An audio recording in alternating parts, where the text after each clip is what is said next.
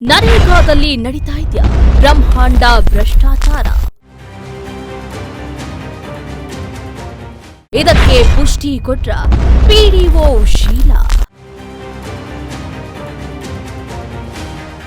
Job ಕಾರ್ಡ್ನಲ್ಲಿ ಇರುವ ವ್ಯಕ್ತಿಗಳ ಹೆಸರು ಬೇರೆ, ಭಾವಚಿತ್ರದಲ್ಲಿ ಇರುವ ವ್ಯಕ್ತಿಗಳೇ ಬೇರೆ. ಏನ್ ನಡೀತಾ ಇದೆ ನರೇಗಾದಲ್ಲಿ?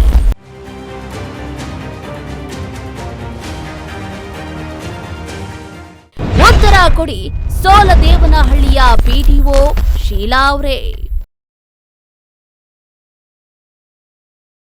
ಎಸ್ ವೀಕ್ಷಕರೇ, ಈಗಾಗಲೇ ನಮ್ಮ ಟೈಮ್ 9 ನ್ಯೂಸ್ನಲ್ಲಿ ಬ್ರಹ್ಮಾಂಡ ಭ್ರಷ್ಟಾಚಾರ ನರೇಗಾದಲ್ಲಿ ನಡೀತಾ ಇರುವಂಥ ಈ ಬ್ರಹ್ಮಾಂಡ ಭ್ರಷ್ಟಾಚಾರವನ್ನ ಈಗಾಗಲೇ ನಾವು ಎಳೆಯಾಗಿ ಬಿಚ್ಚಿಟ್ಟಿದ್ದು, ನರೇಗಾದಲ್ಲಿ ಏನೇನೆಲ್ಲ ಅವ್ಯವಹಾರ ನಡೀತಾ ಇದೆ ಅನ್ನೋದ್ರ ಬಗ್ಗೆ ನಾವೀಗಾಗಲೇ ನಿಮಗೆ ಮಾಹಿತಿಯನ್ನ ಕೊಡುವಂತಹ ಪ್ರಯತ್ನವನ್ನ ಮಾಡ್ತೀವಿ. ಆದ್ರೆ ಈ ವಿಷಯ ದಿನದಿಂದ ದಿನಕ್ಕೆ ಹೆಚ್ಚಾಗಿ ಕೇಳಿ ಬರ್ತಾ ಇದೆ. ಇದು ಯಾಕೆ ಪಿಡಿಒ ಅಧಿಕಾರಿಗಳ ಗಮನಕ್ಕೆ ಬಂದಿಲ್ಲ ಅನ್ನೋದು ಈಗ ನಮಗೆ ಮೂಡ್ತಾ ಇರುವಂತಹ ಪ್ರಶ್ನೆ. ಅಷ್ಟೇ ಅಲ್ಲದೆ ಜಾಬ್ ಕಾರ್ಡ್ ಕೊಡಿಸ್ತೀನಿ ಅಂತ ಅಲ್ಲಿನ ಬಡ ಜನರಿಗೆ ಮಖಮಲ್ ಟೋಪಿ ಕೂಡ ಹಾಕ್ತಾ ಇದ್ದಾರೆ. ಇಷ್ಟಾದ್ರೂ ಕೂಡ ಪಿಡಿಒ ಅಧಿಕಾರಿಗಳ ಗಮನ ಎಲ್ಲಿದೆ? ಜಾಬ್ ಕಾರ್ಡ್ನಲ್ಲಿ ಇರುವ ವ್ಯಕ್ತಿಗಳ ಹೆಸರು ಬೇರೆ, ಹಾಗೆ ಭಾವಚಿತ್ರದಲ್ಲಿ ಬದಲಾವಣೆ ಆಗ್ತಾ ಇರುವ ವ್ಯಕ್ತಿಗಳು ಕೂಡ ಬೇರೆ ಬೇರೆ. ಹೌದು ವೀಕ್ಷಕರೇ, ನೀವಿಲ್ಲಿ ಗಮನಿಸಬಹುದು, ನಮ್ಮ ಟೈಮ್ 9 ನ್ಯೂಸ್ ನಡೆಸಿದ ಒಂದು ಪ್ರತ್ಯಕ್ಷ ವರದಿಯನ್ನ ನೀವಿಲ್ಲಿ ನೋಡ್ತಿದ್ದೀರಾ. ಒಂದು ಫೋಟೋದಲ್ಲಿ 5 ಜನರ ಗುಂಪಿರುವ, ಅಂದ್ರೆ 5 ಜನ ಪುರುಷರು ನಿಂತಿದ್ದಾರೆ. ಮತ್ತೊಂದು ಕಡೆ ಜಾಬ್ ಕಾರ್ಡ್ನಲ್ಲಿ ಮಹಿಳೆಯರ ಹೆಸರಿದೆ. ಎಲ್ಲಿಂದ ಎಲ್ಲಿಗೆ ಸಂಬಂಧ ಸ್ವಾಮಿ, ನೀವೇ ಹೇಳಿ. ಇದು ಅನಾಚಾರವಲ್ಲದೆ ಇನ್ನೇನು? ಹೀಗೆ ಮೂಗಿಗೆ ತುಪ್ಪ ಸವರೋ ಕೆಲಸವನ್ನ ಇನ್ನು ಎಷ್ಟು ದಿನಗಳ ಕಾಲ ಈ ಅಧಿಕಾರಿಗಳು ಮಾಡ್ತಾರೆ? ಬಡ ಜನರ ದುಡ್ಡನ್ನ ನುಂಗಿ ಐಷಾರಾಮಿ ಬಂಗಲೆಗಳಲ್ಲಿ ಇವರು ಬದುಕ್ತಾರೆ. ಬಡವ ಬಡವನಾಗಿಯೇ ಬದುಕಬೇಕು, ಶ್ರೀಮಂತ ಶ್ರೀಮಂತನಾಗಿಯೇ ಸಾಯ್ಬೇಕಾ? ಇದೆಂಥ ಕಾಲ ವೀಕ್ಷಕರೇ? ಇದಕ್ಕೆ ನೀವೇ ಉತ್ತರವನ್ನ ಕೊಡಬೇಕಾಗುತ್ತೆ.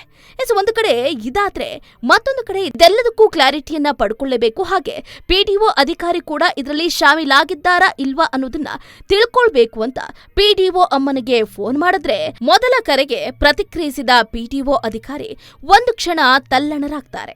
ಏನ್ ಮೇಡಮ್, ನರೇಗಾದಲ್ಲಿ ಬಡ ಜನರಿಗೆ ಅನ್ಯಾಯ ಆಗ್ತಾ ಇದೆ ಅಂದಿದ್ದೇ ತಡ, ನೀವು ಸಂಬಂಧಪಟ್ಟಂತಹ ಅಧಿಕಾರಿಗಳಿಗೆ ಕಂಪ್ಲೇಂಟ್ ಮಾಡ್ಕೊಳ್ಳಿ, ಅವರೇ ಇದೆಲ್ಲವನ್ನ ನೋಡ್ಕೊಳ್ತಾರೆ ಅಂತ ಫೋನನ್ನ ಕಟ್ ಮಾಡ್ತಾರೆ. ಮತ್ತೆ ನಾವು ಫೋನನ್ನ ಸಂಪರ್ಕಿಸುವ ಪ್ರಯತ್ನವನ್ನ ಮಾಡ್ತೀವಿ. 3-4 ಬಾರಿ ಕರೆಯನ್ನ ಮಾಡಿದ್ರೂ ಕೂಡ ಯಾವುದೇ ಉತ್ತರವನ್ನ ಕೊಡದ ಸೋಲದೇವನಹಳ್ಳಿಯ ಪಿಡಿಒ ಅಧಿಕಾರಿ ಶೀಲಾ ಅವರು ಕೂಡ ಇದರಲ್ಲಿ ಶಾಮೀಲಾಗಿದ್ದಾರಾ ಇಲ್ವಾ ನೀವೇ ಯೋಚನೆ ಮಾಡಬೇಕಾಗುತ್ತೆ. ನಮಗಂತೂ ಇದರ ಮೇಲೆ ಅನುಮಾನ ಮಾತ್ರ ಕ್ಷಣದಿಂದ ಕ್ಷಣಕ್ಕೆ ಹೆಚ್ಚಾಗ್ತಾನೇ ಇದೆ.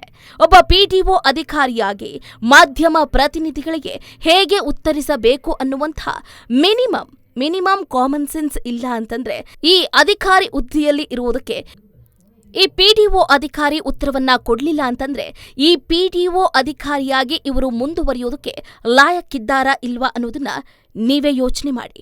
ನಮ್ಗೊಂದಷ್ಟು ಕ್ಲಾರಿಟೀಸ್ ಬೇಕಾಗಿತ್ತು ನರೇಗಾ ಬಗ್ಗೆ. ನಮ್ಗೆ ತುಂಬಾ ಕಂಪ್ಲೇಂಟ್ಸ್ ಬರ್ತಾ ಇತ್ತು. ಸೊ ಹಾಗಾಗಿ ನಿಮ್ಮ ಹತ್ರನೇ ಕ್ಲಾರಿಟಿ ತಗೊಳ್ಳೋಣ ಅಂತ ಕಾಲ್ ಮಾಡಿದೆ ನಾನು. ಆಕ್ಚುಲಿ ನರೇಗಾದಲ್ಲಿ ಬಹಳಷ್ಟು ಭ್ರಷ್ಟಾಚಾರ ನಡೀತಿದೆ ಅನ್ನೋಂತ ಆರೋಪ ಬಹಳ ಕೇಳಿ ಬರ್ತಾ ಇದೆ. ನೀವು ಕೂಡ ಪಿಡಿಒ ಅಧಿಕಾರಿ ಆಗಿದ್ದೀರಿ, ನಿಮ್ ಗಮನಕ್ಕೆ ಏನು ಬಂದಿಲ್ವಾ ಮೇಡಮ್ ಇಲ್ಲಿ? ಯಾಕಂದ್ರೆ ನಮ್ಗೆ ಸಾಕಷ್ಟು ಫೋನ್ಸ್ ಬರ್ತಾ ಇದೆ, ನಮ್ಗೆ ಮೋಸ ಆಗ್ತಾ ಇದೆ ನರೇಗಾದಲ್ಲಿ ಎಷ್ಟೊಂದೆಲ್ಲ. ಕಂಪ್ಲೇಂಟ್ ಮಾಡಿ, ನಮ್ಮ ಐಆರ್ ಆಫೀಸರ್ಸ್ ಕಂಪ್ಲೇಂಟ್ ಮಾಡಿ ಅವ್ರು ತನಿಖೆ ಮಾಡ್ತಾರೆ. ತನಿಖೆ ಮಾಡಿದ್ಮೇಲೆ ನಾವು ರಿಪೋರ್ಟ್ ಕೊಡೋಣ. ಯಾಕೆಂದ್ರೆ ನಾವು ಫೋನ್ ಅಲ್ಲಿ ಯಾರು ಮಾತಾಡ್ತೀರ ನನಗೆ ಕ್ಲಾರಿಟಿ ಇರಲ್ಲ. ಸುಮ್ಮನೆ ಎಲ್ಲಾರ್ಗು ಫೋನ್ ಕೊಡಕ್ ಆಗಲ್ಲ.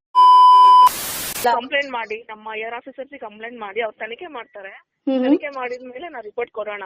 ಯಾಕೆಂದ್ರೆ ನಾವು ಫೋನ್ ಅಲ್ಲಿ ಯಾರು ಮಾತಾಡ್ತೀರ ನನಗೆ ಕ್ಲಾರಿಟಿ ಇರಲ್ಲ. ಸುಮ್ಮನೆ ಎಲ್ಲಾರ್ಗು ಫೋನ್ ಕೊಡಕ್ ಆಗಲ್ಲ. ಇಲ್ಲ, ಆಕ್ಚುಲಿ ನಾವು ರಿಪೋರ್ಟರೇ ಮಾತಾಡ್ತಾ ಇರೋದು ನೋಡಿ. ಸುಮ್ನೆ ನಾವೆಲ್ಲ ಆತರ ಕಾಲ್ ಮಾಡಕ್ ಆಗೋದೇ ಇಲ್ಲ.